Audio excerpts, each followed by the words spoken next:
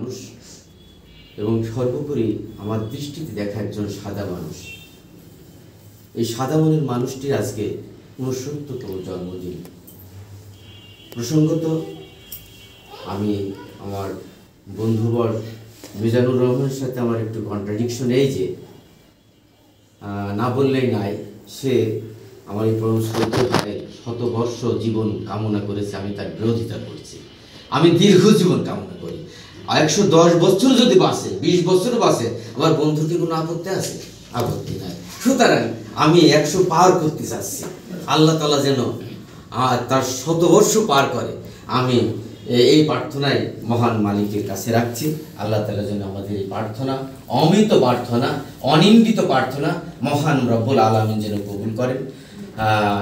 আজকের অনুষ্ঠানের সম্মানিত সভাপতি আমার আব্দুল্লাহ মামুন, ডাক্তার আব্দুল্লাহ মামুন, প্রধান অতিথি ওমর আলী মাস্টার, এবং যাকে ঘিরে আজকের অনুষ্ঠান আমাদের আজম ভাই এবং বন্ধুবর মিজানুর রহমান, আমার জন্মদিনের মহাপরিচালক হাবিবুর রহমান মজুমদার, আমার কবি সিদ্দিকুর রহমান, সাংবাদিক প্রশান্ত এবং কবি আব্দুল খালেক, কিশোর কারণিক সহ আমাদের বর্ষিয়ান একজন সাংবাদিক শাহ আলম মন্টু, খন্দকার শাহ আলম মন্টু সহ কবি গোলাম রহমান এবং পীর সাহেব আধ্যাত্মিক একজন প্রাণ পুরুষ, যে good wishes to everyone or better, আসসালামু আলাইকুম। প্রত্যেকের জন্য শুভকামনা, তার চেয়ে উত্তম কথা আল্লাহর রহমত তোমাদের উপর বর্ষিত হোক। তা আমি এখান থেকে অমিত প্রার্থনা জানাচ্ছি রব্বুল আলামিনের দরবারে, আল্লাহ তাআলা যেন যে মানুষগুলো আজকে এখানে উপস্থিত হয়েছেন এবং যারা দাওয়াতে নিমন্ত্রিত এবং আমন্ত্রিত অতিথি এখনো উপস্থিত হতে পারেননি, সবাইকে আজকের অনুষ্ঠানের পক্ষ থেকে আমি আমার শুভকামনা জানাচ্ছি, ভালোবাসা জানাচ্ছি। তো আমাদের আজম ভাইয়ের সম্পর্কে বেশ কিছু কথা জানা অজানা কথা আমার বন্ধু মিজানুর রহমান আলোকপাত করেছে। আমি তার মানে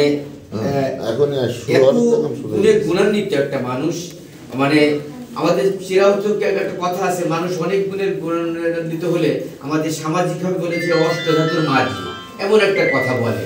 কিন্তু আমি ভাইকে দেখেছি, আমি যখন খুব শৈশবে ছোট ছিলাম, আলমডাঙ্গা সরকারি কলেজ, তখন আলমডাঙ্গা সরকারি নামটা ছিল না, আলমডাঙ্গা কলেজ, সেখানে আমি দেখেছি এক তেজদীপ্ত একজন যুবক, যার কথা ফুলঝুরিতে, যার কথা অগ্নিস্ফুলিঙ্গ বিস্ফোরিত হতো এবং আমরা অগণিত তরুণ তার কথায় আলোড়িত হয়ে রাজপথে আমরা মিছিলে শরীক হতাম।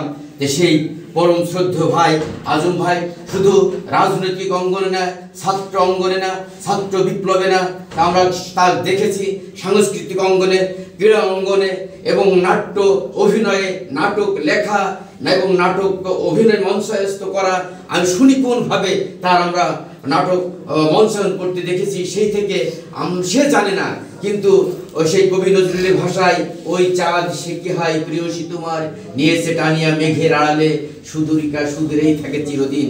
ওই মানুষটা আদৌ জানতো না যে আমার মতন একজন তরুণ তার মানে ভক্ত, আমার মতো একজন অগণিত তরুণ তার নেপথ্যে ভক্ত হয়েছে, তার পরম স্নেহের পাত্র হয়েছে, ভালোবাসার পাত্র হয়েছে, সে কিন্তু জানে না। কিন্তু সমুদ্রে যেমন জানে না যে চাঁদের কারণে একটা সমুদ্রে জোয়ার এবং ভাটা হয়, তেমনিভাবে ভাই হয়তো জানতো না যে আমরা তার কারণে কিভাবে আলোড়িত হই, কিভাবে উদ্বেলিত হই, কিভাবে তার ডাকে আমরা সারা জাগাই। এবং প্রত্যেকটা জায়গায়, শুধু সাহিত্য অঙ্গনে নাই, নাট্য অঙ্গনে নাই, সাংবাদিক অঙ্গনে নাই, মানে জীবনে চলতে গেলে যতটা জিনিস প্রয়োজন, সৃষ্টিশীল মানুষ হতে গেলে, একটি সভ্য মানুষ হতে হলে যতগুলো জিনিস প্রয়োজন, আমি দেখেছি তার জীবনের পরতে পরতে, ভাজে ভাজে সেই জিনিসগুলো সে অর্জন করেছে। এবং তার এই অর্জনকে আমরা আলমডাঙ্গার পক্ষ থেকে আমরা আমাদের হৃদয়ে লালন করি। আগামী দিন আলোর মিছিলে আমরা তাকে পাবো, আগামী দিন প্রত্যেকটা ভালো কাজের মিছিলে আমরা তাকে পাবো। আগামী দিন এই শহরকে আলোক উজ্জ্বল করার জন্য অগণিত শিশুর মনে, অগণিত ছাত্রের মনে প্রেরণা এবং উদ্দীপনা জাগানোর জন্য যা যা দরকার তার লেখনের মধ্য দিয়ে, তার অভিনয়ের মধ্য দিয়ে, তার সাংবাদিকতার মধ্য দিয়ে যেন পরিস্ফুট হয়, এই আশাবাদ ব্যক্ত করছি। এবং